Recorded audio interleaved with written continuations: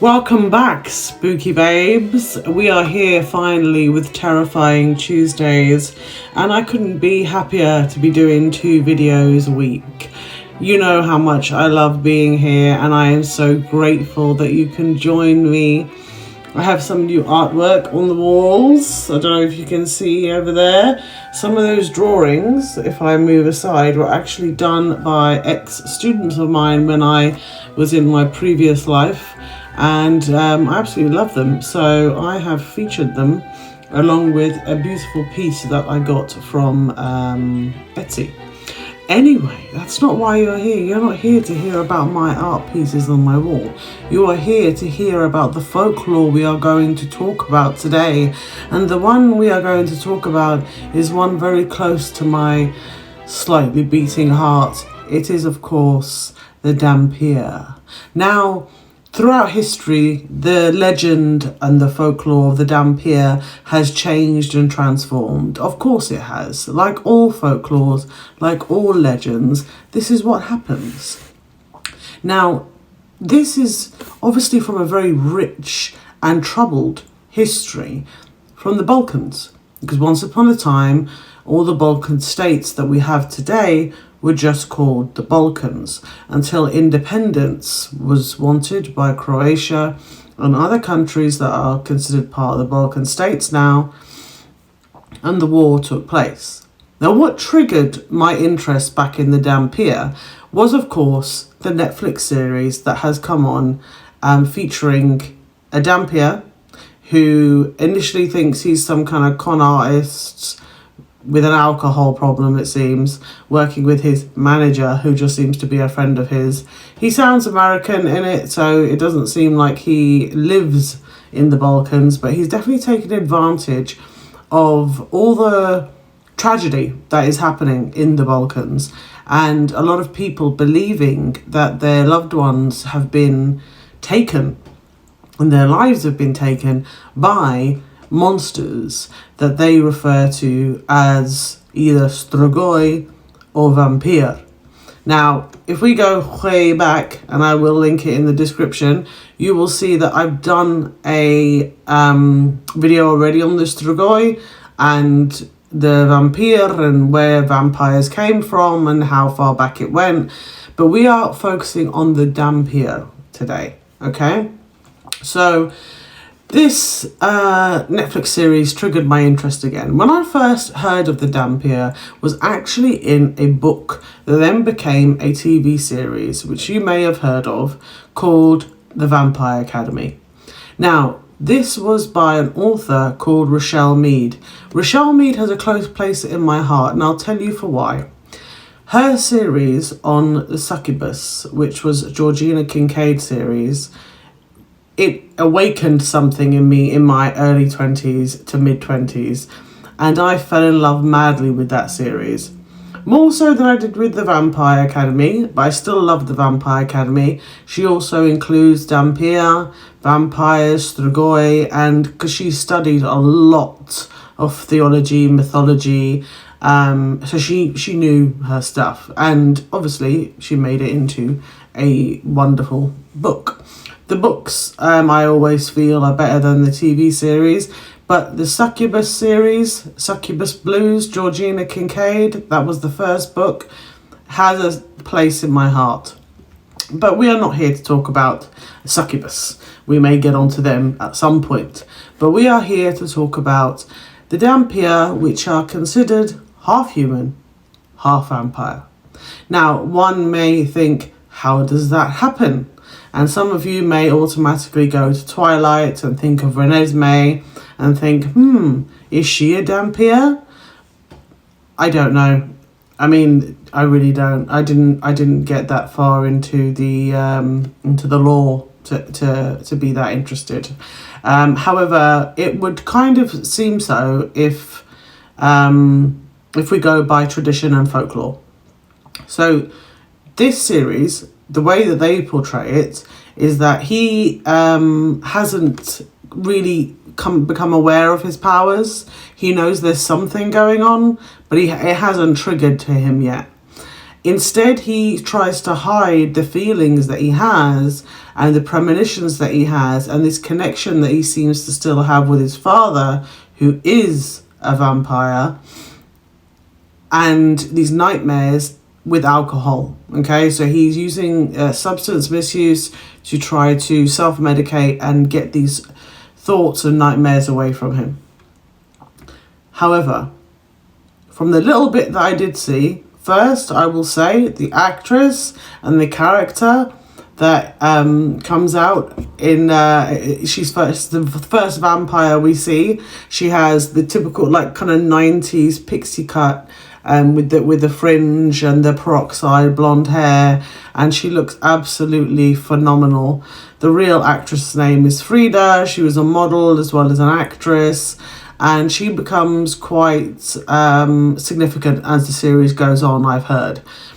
And she automatically recognizes that there's something different about him by his scent, just by being near him, whereas the other vampires don't. Now, throughout folklore, it is believed that the Dhampír, their job is to actually kill vampires, to get rid of them for the people. It is to execute them and make sure they are eradicated from this earth.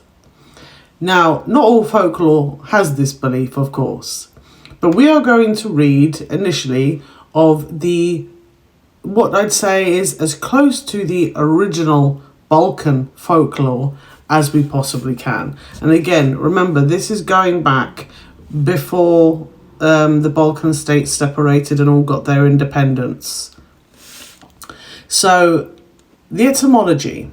Its name is thought to derive from the Albanian language, where pir means to drink and dam means teeth. Thus, Dhampír, to drink with one's teeth, which is quite accurate when you think about it. A Dhampír being born of itself is very rare. Due to vampires' undead nature, which you would kind of figure, you'd be like, how are you producing life when you are unalived? Doesn't really click.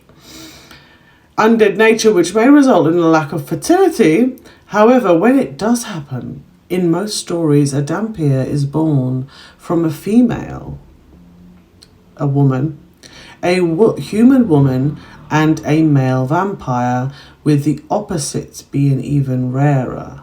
So apparently it's unheard of pretty much in general of a Dhampír even existing, because normally when a woman is pregnant, if she became pregnant by a vampire, how did she get pregnant by the vampire?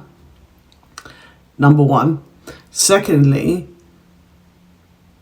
if she has this child, it's a fact, it's a known fact, kind of amongst the folklore, that she will not survive. And the Dhampír won't survive either, is what is initially believed. However, upon my research, I found out that it's not just a matter of them being intimate with one another. However, it can be a case of a vampire decides he wants to claim this woman that he is in love with, who then falls in love with him, but she's pregnant with somebody else's child. But because she is bitten and turned during pregnancy, the child stays alive and the child is born. And that's because she is bitten close to the child being born. Much like, for those of you that have watched it, Twilight. Just close, as Bella was close to death, she became a vampire and Renesmee was born. So the Dhampír is born, and often, well, pretty much 100% of the time, according to folklore, the human woman, dies. For it to be reverse, it's pretty much unheard of. For there to be a woman vampire and a human man, for that way round to be, is even rarer. And as far as I've come across in my research, I haven't heard of any stories of that, and the folklore definitely doesn't speak of that at all. It mostly concentrates on a pregnant woman who is close to giving birth and is bitten by a vampire. So let us delve deeper. Myths and legends. A vampire being born of itself, as we said, is very rare. So therefore, as the human woman passes away, the vampire is then pretty much left to themselves. In other folklore, it is believed that the father wants to come to collect his child. However, that is not really what I've heard of. It mostly depends on which fandom you've kind of followed. But in the Balkan and South Slavia, it was believed that the male vampires have a great lust for human women, along with their bloodlust. So a vampire will return to have intimate relations with his wife or with a woman he was attracted to in life. So he may have been married to this woman before he got turned into a vampire, or once he got turned into a vampire, this may be a woman that he was extremely drawn to. And as we know, vampires are always extremely attractive. Or even if they're not attractive, they somehow draw all the women in. You know, they have all the flirting powers. So, in Bulgarian folklore, vampires were sometimes said to deflower virgins as well. In Siberia, there was at least one recorded case of a widow who tried to blame her pregnancy on her now dead but vampiric husband. She may have been trying to get out of a situation there, but who knows? I wasn't there. I'm not going to question her. In stories, Dhampírs will commonly become vampire hunters if they do not succumb to their own bloodlust and vampiric origins. Many of these become quite successful as well, as they generally have a similar power set to the vampire parent, who they may also include in their hunt.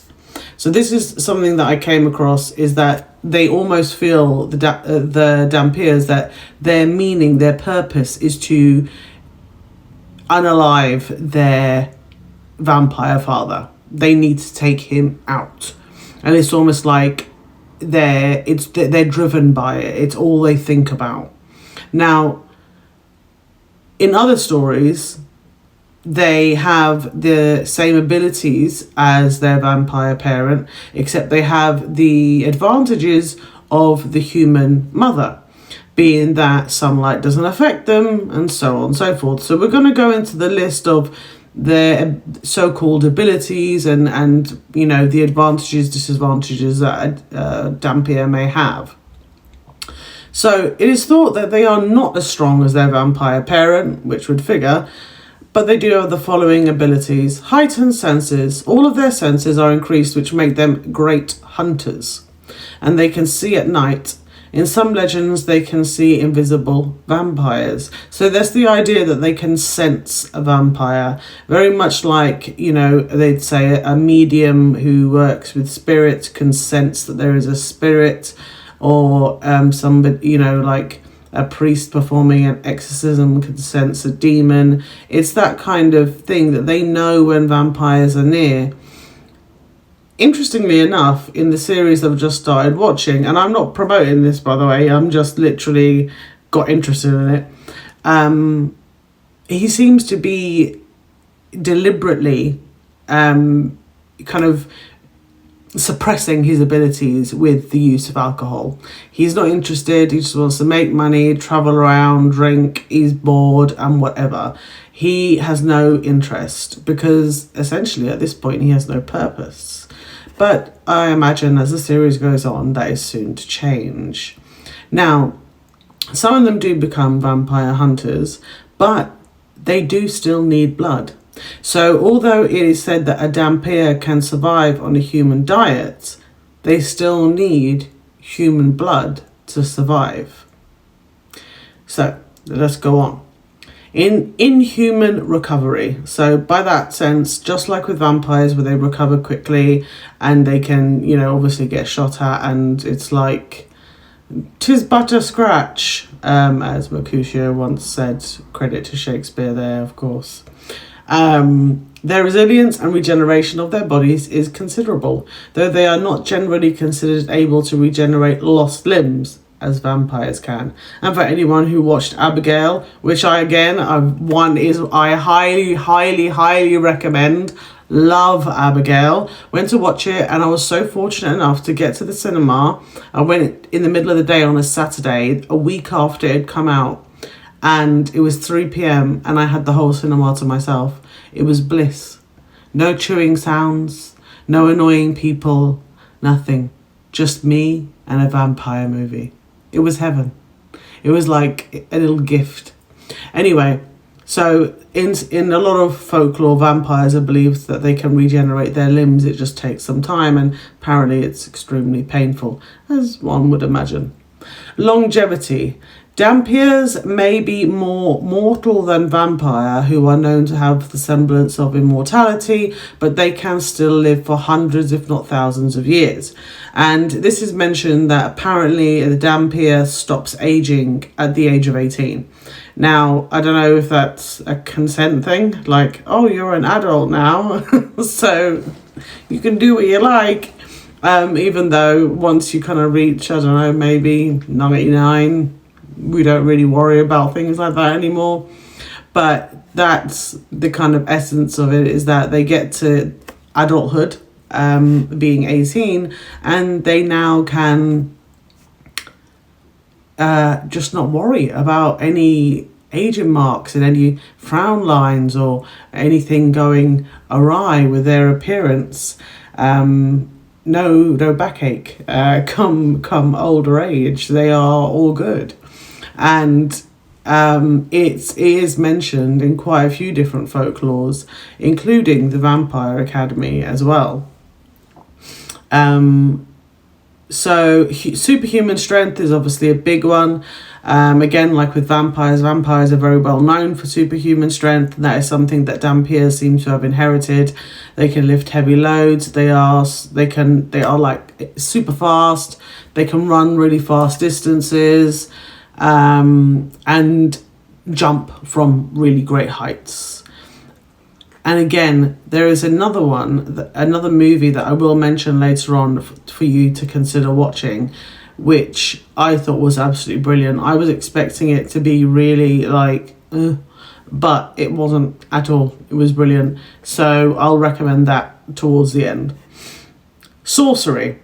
Traditional legends state that they could practice magic, especially magic useful for vampire hunters. What's interesting, again, with the series on Netflix is that as the mother passes, the father, vampire, wants to come to collect his son. He's also in a rage that his wife has passed away, but he wants his son. However, there are 3 witches there who, whilst they are tending to the mother as she is giving birth, they look old. They look like older women.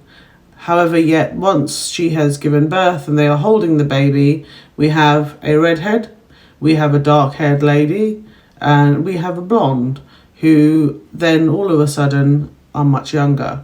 So I was to presume that they were 3 witches who were to raise the Dhampír. I don't know when they let him out into the world, maybe at 18. But we shall see when it comes to their version of this folklore. Traditional legends state that they could practice magic, especially magic useful for vampire hunters. So again, this would be if we're thinking of Dhampírs as vampire hunters. Psychic powers. Although not commonly seen, some Dhampírs may also have similar mind control or charm abilities to vampires. It's often known that vampires can either control the mind, read the mind, or hypnotize you into believing different things or doing different things that maybe necessarily you didn't want to do. So some Dhampírs have this ability. But what I've come across in pretty much all the folklores is that if the Dhampír does not practice this, if they do not focus on it on a regular basis, then these abilities will not be as strong. And just like if you say wanted to become a long distance runner but you're not running every day, you're not going to get there. It's a similar fate.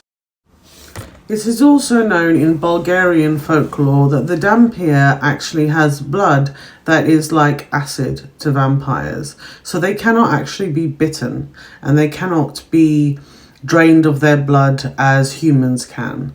In fact, if a vampire were to attack a Dhampír, what would end up happening is their blood and also their spit would basically be like acid on the skin.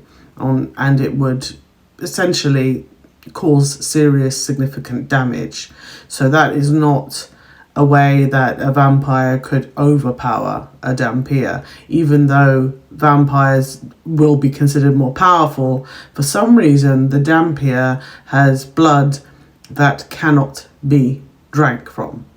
And this is interesting as well because some Albanian legends state that the look of the Dhampír can be recognised quite easily because they have untamed dark or black hair and they are kind of unruly. They seem almost feral, but they're not feral. They're not like how some of the strigoi have been described in other folklores.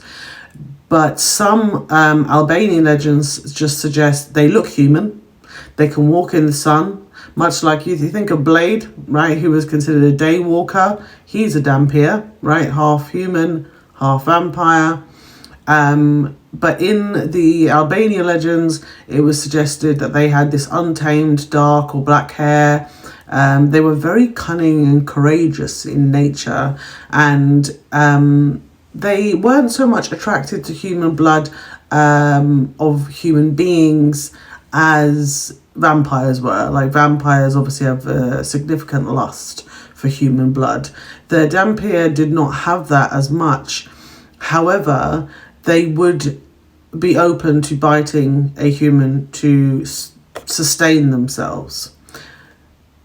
They just don't need it as much as the vampires do, and they don't have the violent bloodlust that vampires do. Whereas vampires see humans as these creatures that are beneath them and, you know, who cares what happens to them. The Dhampír doesn't feel that way. And I imagine that, like in a lot of cultures, they probably have some donors that are willing, if the Dhampír is attractive. But other stories, so in Bulgarian folklore, they actually say that the Dhampír is very, very dirty, is how they are described, having a soft body, no nails or bones, which is very, very different to the vampire themselves. Vampires are often known to have very long nails, sharp nails, and obviously look human 9 times out of 10. Unless, of course, we're going to Nosferatu and other legends. But for now, let's stick with the they look human version. And they have like a deep mark on the back, like a tail, which is interesting because I hadn't heard that in any other research other than from the Bulgarian folklore. The Bulgarian folklore also goes on to say that they have a pronounced nose, which was often the sign of a Dhampír. They have this pronounced nose, larger ears, so these ears are not normal. They're almost like bat-like in the way that they look. Their teeth, of course, they have fangs. Their eyes look kind of reddish or whitish colour, depending on the folklore.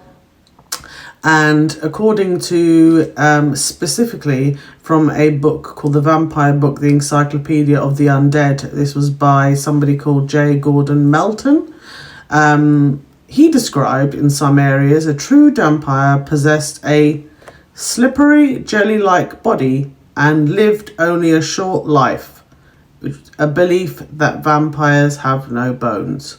Now, I don't know where he necessarily got that from. That was quite rare for me. I hadn't heard that before from about vampires or about Dhampír. What I heard about Dhampír is that they essentially have half the strength of the vampire, and they need to train really, really hard in order to up their game, which is something that is featured quite heavily in Vampire Academy as well. So when we talk about Dhampírs, we see them featured in a lot of different media, see them featured in a lot of different books about, the fact of were they actually just the result of a vampire and a human woman coming together, or did witchcraft have something to do with it? This is something else that is believed in folklore, but again, there's it links back to pre-war, so we're talking more now in the 50s, and there are books out there. There's one which is simply named The Vampire Journal of the Gypsy Law Society, which I think would be quite an interesting one to read. It's by T.P. Volcanovic, and it sounds quite interesting. I have not read it, but it does sound interesting because, of course, the practice of sorcery has also been known to be the destruction of vampires. There's been, in a lot of folklore, the legend that witches and vampires are against each other. So it would be very interesting to think of the fact that actually Dhampírs are a result of witchcraft as well as vampirism. So it's not just a matter of a male vampire finding a human woman attractive and biting her when she is close to giving birth, but actually it's that in combination with the witchcraft. And that kind of, I guess, would explain, in literally, I haven't even watched the whole first episode, would explain the 3 witches that were present at the birth of the Dhampír, who you come to learn is named Harlan. And it looks nothing like any of the old folklores described at all, but, that's TV for you, I suppose. What I also find fascinating about the Dhampír is that they get to live these long lives. They don't age. So much like the vampire, I imagine they would not be able to live a normal existence in any way, shape or form, because you can't stay in one place and not age. You would have to move on. If you were to be with somebody, how can you be with a human? Because how would that work? Would it trigger bloodlust? There's so many questions, I guess, that are left unanswered. But what I wanted to put across is about the movie that I watched, which I kind of thought was a very interesting take on the vampire legend. And I will put the movie in the description because I want to just briefly tell you about it. So it's done from like a POV angle, and it's a horror movie, and it starts off with these 2 guys. They're going on this journey. Now, one of the characters has an illness that he basically doesn't know how long he's got left. I believe it was in the brain, and he doesn't know how long he's got left. But he wants to go and travel and see the world, and his best friend wants to support him as best he can. But then one night he is with a woman, mysterious, beautiful looking woman, and when they find him in the hotel room, he looks like he's been beaten up and he's lost a significant amount of blood. Now what ends up happening is she accidentally has turned him. She didn't mean to turn him, but she did. And because he didn't want to feed off humans, he turns into this feral being. And what ends up happening is that if he doesn't feed, he will end up losing control of all of his senses and doing things to people that maybe he loves and he doesn't want to do things to. He inherits all vampiric abilities from this woman, and she essentially tells him, you need to eat. You can't choose that you need to feed off humans, but you can choose which humans you feed off.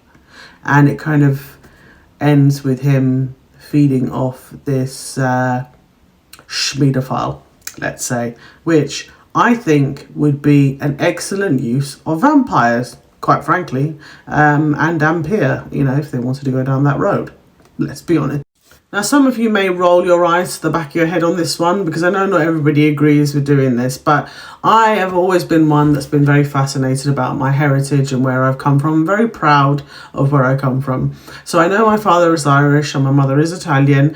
First generation, I was first generation born in the UK, and that came up mostly on the results. But then I also found out different parts of Europe. I'm 100% European. You know, there was the Germanic in there, obviously Germanic Vikings, Norwegian Vikings that went over to Ireland. And, you know, there were certain things that I kind of expected to see. And it was interesting just what kind of percentages came up. And I know that they can't give exact percentages, you know, but it's interesting just to learn different bits about your own heritage and your own history. And I, for one, love history, and I love learning about my ancestors and where I came from and why maybe I am the way I am. And I found out I was actually 3% Balkan. So you can imagine my joy when I found out about, you know, the possibility it could be Romania, specifically Transylvania. But who knows? Either way, it has definitely perked my interest into Serbian folklore, Bulgarian folklore, and Slavic folklore in general. So we shall be delving into those European folklores as much as other folklores and legends and myths and scary stories from other countries. Now, on Spooky Saturday, I have some very weird and disturbing stories for you that have been emailed into me. The two people have asked to be anonymous, and that's absolutely fine. If you change your mind, pop me an email, let me know. And of course, if you do have any scary stories you would like to share and you want me to read, then just email me on gothicundone@gmail.com. It's all together. It's also in the description, which is where I will put the name of the movie and my research and where I got my information from, and as I was poking around in different folklores and getting my Dhampír facts. Well, I say facts.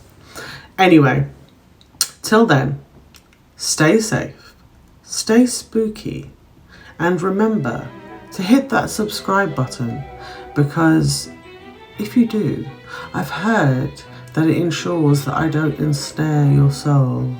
I'm only joking, I would never do that to you, my spooky babes. But if you could hit that subscribe button, hit the like button, and the notification bell is very important, because it lets you know when I have risen from the dead and posted another video. Stay safe, stay spooky, 'cause I love you, and see you next time.